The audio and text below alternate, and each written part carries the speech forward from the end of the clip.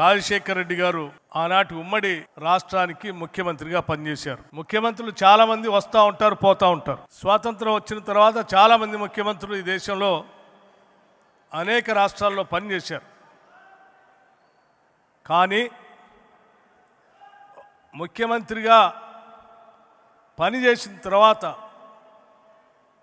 ఒక దశాబ్ద కాలం అయిపోయిన తర్వాత కూడా ఇంకా రాష్ట్ర ప్రజల హృదయాల్లో చిరస్థాయిగా కనపడేటువంటి ఏకైక ఆనాటి ముఖ్యమంత్రి ఎవరంటే డాక్టర్ వైఎస్ రాజశేఖర రెడ్డి గారు.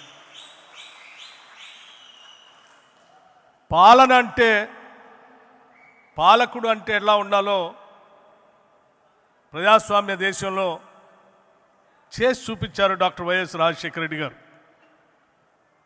ఒక పక్కన అభివృద్ధిని, ఇంకో పక్కన సంక్షేమాన్ని, రెంటిని రెండు కళ్ళలాగా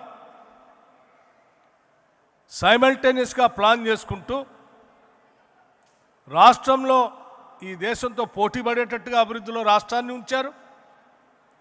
ఈ రాష్ట్రంలో ఆంధ్రప్రదేశ్లో పుట్టడం మా అదృష్టం అని భావించేటట్టుగా పేద మధ్యతరగతి కుటుంబాలందరికీ సంక్షేమ కార్యక్రమాలని అందించారు. ఏ ఒక్క పేదవాళ్ళు కూడా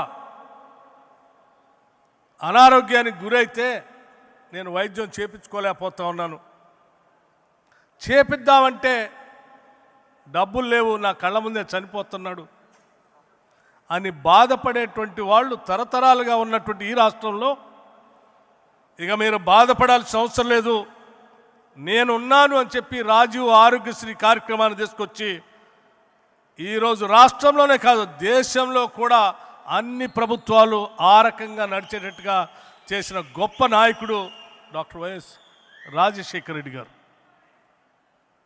ఈరోజు దేశంలో రైతుల గురించి చాలామంది మాట్లాడుతూ ఉన్నారు. కానీ మొట్టమొదటిసారి ఈ దేశంలో రైతుల బాధలు తెలుసుకున్న తర్వాత, ప్రత్యక్షంగా వారు పాదయాత్రలో చూసిన తర్వాత ఉచిత కరెంటు ఇవ్వాలని ఈ దేశంలో ఏ నాయకుడు ఒప్పుకోలేదు, ఏ ముఖ్యమంత్రి కూడా ఒప్పుకోలేదు. కానీ అందరినీ ఒప్పించి ఉచిత కరెంటు రైతులకు ఇస్తేనే వ్యవసాయ పరంగా అభివృద్ధి చెందటే కాదు, రైతులు ఆత్మహత్యలు చేసుకోకుండా నిలబడగలుగుతారు, నేను చేయగలుగుతాను అని చెప్పి అందరిని ఒప్పించి మేనిఫెస్టోలో పెట్టి ముఖ్యమంత్రి కాగానే తొలి సంతకం పెట్టి దేశానికి ఆదర్శంగా నిలిచినటువంటి ఒక గొప్ప దార్శనికుడు డాక్టర్ వైఎస్ రాజశేఖర రెడ్డి గారు. చాలామంది పేదవాళ్ళు చదివించాలనే తల్లిదండ్రుల కోరిక, చదువుకోవాలనేటువంటి బిడ్డల ఆశ, ప్రపంచంతో పోటీ పడాల అని కలలు, ఆర్థిక పరిస్థితి అనుకూలించకుండా దూరంగా ఉన్నటువంటి బిడ్డలందరినీ తీసుకొని నేనున్నాను మీరు చదువుకోండి అని చెప్పి ఫీజు రియంబర్స్మెంట్ తీసుకొని ఈరోజు ప్రపంచవ్యాప్తంగా ఐటీ సెక్టార్లో తెలుగు వాళ్ళు అమెరికా నుంచి అనేక దేశాల్లో ఈరోజు CEO స్థాయిలో ఉన్నారంటే అది కేవలం ఆనాడు డాక్టర్ వైఎస్ రాజశేఖర రెడ్డి గారు తీసుకొచ్చిన ఫీజు రియంబర్స్మెంట్ వల్లనే అన్న సంగతి మనం ఎవరూ మర్చిపోకూడదు. ఇలా చెప్పుకుంటూ పోతే అనేక సంక్షేమ కార్యక్రమాలు, ఇందిరమ్మ ఇల్లు కావాలంటే ఎమ్మెల్యేకు 500 కోట, కాదంటే 1000, ఇన్ఛార్జ్ మంత్రితో అది కూడా సంతకం పెట్టించుకొని నియోజకవర్గానికి ఇచ్చే పరిస్థితుల్లో కాదు. ఈ రాష్ట్రంలో గుడిసె అనేదే ఉండటానికి వీల్లేదు. శాచ్యురేషన్ పద్ధతిలో అందరికీ ఇళ్ళు ఇస్తాను నేను, కులం లేదు, మతం లేదు, రాజకీయం లేదు, ప్రాంతం లేదు, అందరికీ ఇల్లు ఇచ్చే కార్యక్రమాన్ని చేపడతానని ఇందిరమ్మ ఇల్లు ఇచ్చినటువంటి మొట్టమొదటి రాష్ట్ర ముఖ్యమంత్రి డాక్టర్ వైఎస్ రాజశేఖర రెడ్డి గారు ఈ దేశంలోనే. అనేక సంక్షేమ కార్యక్రమాలు చేసినటువంటి అటువంటి గొప్ప నాయకుడి దగ్గర పార్టీలో పనిచేసే అదృష్టం, శాసన మండలిలో పనిచేసేటువంటి అదృష్టం, శాసనసభలో చీఫ్ విప్గా పనిచేసేటువంటి అదృష్టం కలగటం నేను నా అదృష్టంగా నేను భావిస్తూ ఉన్నాను. అటువంటి నాయకుడి దగ్గర తర్ఫీదు పొందటం, పనిచేయటం. మేమంతా ఆ రోజు చీఫ్ విప్గా నేను, విప్పులుగా డాక్టర్ శైలజనాథ్, కొండ్రు మురళీగన్, మా ముగ్గురిని పెట్టి సభా వ్యవహారాలు నడిపేటప్పుడు మాకు తర్ఫీదు ఇచ్చారు. శాసనసభ్యులు కానీ, ప్రజలకు కానీ, చట్టసభలో కానీ, పాలనలో కానీ ప్రజల కోసం ఏం చేయాలో చాలా స్పష్టంగా మా అందరికీ తర్ఫీదు ఇచ్చి నిలబెట్టినటువంటి నాయకుడు ఆయన. చివరి రోజు మేమంతా అడిగాం. శాసనసభ అయిపోయింది, చిట్ట చివరి రోజు. తెల్లారే రచ్చబండ కార్యక్రమాన్ని ప్రకటించారు. వారిని ప్రత్యేకంగా కలిసి అడిగాం, సార్ ఒక్కరోజు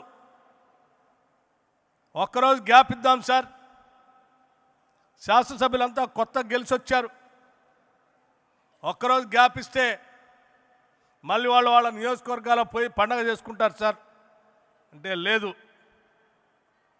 ప్రజలు ఎంతో నమ్మకంతో మనల్ని గెలిపించారు, ఒక్క నిమిషం కూడా వృధా చేయడానికి వీల్లేదు, తెల్లారే రచ్చబండ కొనసాగాల్సిందే అని చెప్పి బయలుదేరి మనందరి నుంచి కనపడినంత దూరానికి వెళ్ళిపోయారు.